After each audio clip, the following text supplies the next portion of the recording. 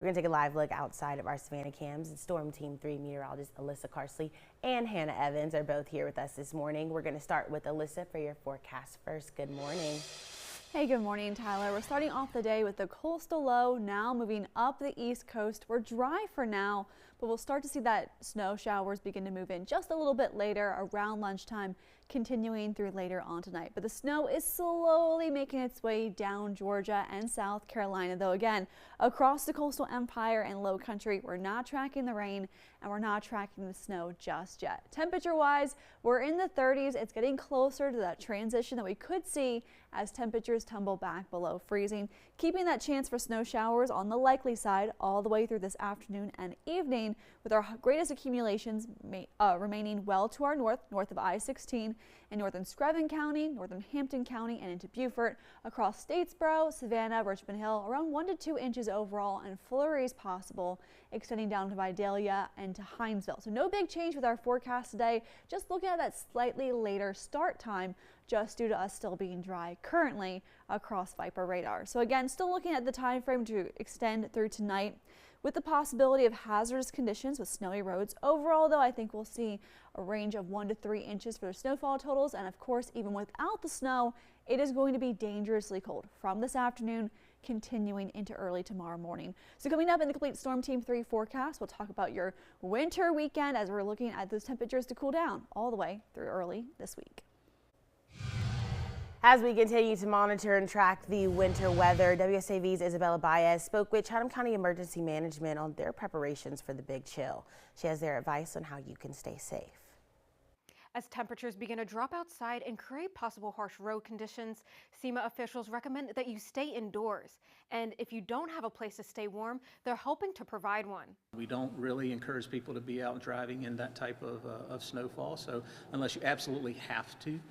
So we just encourage people to be safe, be home, make smart decisions for themselves and their families. Chatham Emergency Management Agency Director Dennis Jones and Savannah Fire Chief Derek Menard say if you do stay at home, you need to warm your house safely because small mistakes can quickly turn into a disaster. Safety with heaters, space heaters, is very important. That they keep a 3-foot clearance around any type of space heater, around a fireplace, and that when they use a space heater that they plug it into an outlet, not an extension cord. That we do not use your oven to warm the house. Do not use generators near the inside of the home, as well near doors, the garage. Keep it as far away from the home as you possibly can. If you don't have a warm place to stay, SEMA and the City of Savannah have partnered to help provide one. They will be opening a warming center at Greenbrier Children's Center. The shelter is also pet friendly to ensure no one has to endure the cold temperatures. We have comforts that are available to them. We have some snacks, some water, and of course heat. So we want to be able to provide those basic services for them, again, just to be able to get out of those really extreme cold temperatures. Officials also say major roadways and bridges in the area have been brined to help you stay safe if you have to be out on the roads. Isabella Baez, WSAV News 3, on your side. As below freezing temperatures move in, local shelters are preparing for a surge of people seeking a place to stay warm. These city, county, and community organizations are working together to make sure that no one is left out in the cold. Old Savannah City Mission staff says the cold has already forced them to expand emergency housing. We're taking extra steps for the fact that we've opened up our emergency flooring. Now we got to the point where we usually have emergency flooring, usually for 50 individuals on the floor, but now we open it up. We got numbers are up to about 120 that we're housing on the floor. We have so many individuals that we have to take down the tables and chairs in our kitchen and actually house them in the kitchen because we don't want to see nobody left out in the elements. Now you can help by donating cold weather items like coats, blankets, and gloves, as well as cleaning supplies to support those who are in need during the extreme cold temperatures we're facing. Visit WSAV.com/warming centers to find a place that you can go to stay warm.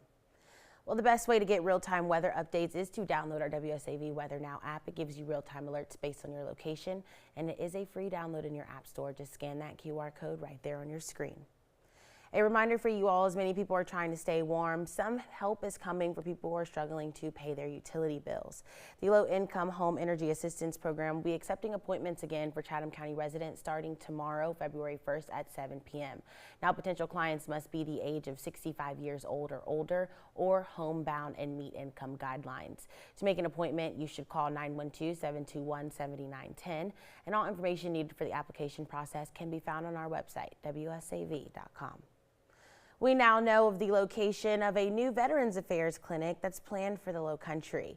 The town of Port Royal will be the home for the new VA clinic, and it will be located on Rabat Road, strategically positioned close to Paris Island and Marine Corps Air Station, Beaufort.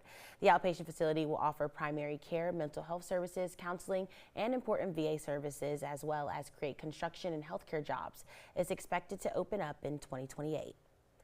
Representative Nancy Mace played a major role in bringing that clinic to the Low Country, and in a statement, she said veterans in the Low Country deserve world-class care close to home. And with the announcement, officials are one step closer to delivering on that promise. Well, the fight over a proposed nickel plant in Richmond Hill has now escalated to legal threats. We've been telling you how Westwind Elements, an Oklahoma-based company, is looking to build a new refinery in Bryan County. Well, it's now sent a cease and desist letter to the County Commission Chair Carter Enfinger, claiming he made false statements following a recent meeting and demanding a public apology. The county attorney responding, saying it is simply factually true that Westwind is facing federal lawsuits, as Carter claimed, and that the company is misrepresenting other statements. For example, the attorney says Carter mentioned a death at a facility that used similar technology as the proposed refinery, but denies Carter ever claimed it was a facility operated by Westwind. County officials say there are still no pending applications for the project at this time. We will continue to follow this story and bring you updates as we learn more. The South Carolina Department of Health is reporting 58 new measles cases in the state since Tuesday. This brings the total related to the upstate outbreak to 847. These new numbers makes the Spartanburg measles outbreak the nation's largest outbreak in 25 years. DPH says 443 people are in quarantine while 20 are in isolation. Health officials are now looking into possible exposures at Lehman Elementary School in Spartanburg and Burger King in Roebuck. Again, experts agree that the best way to protect yourself and your family from measles is to get vaccinated.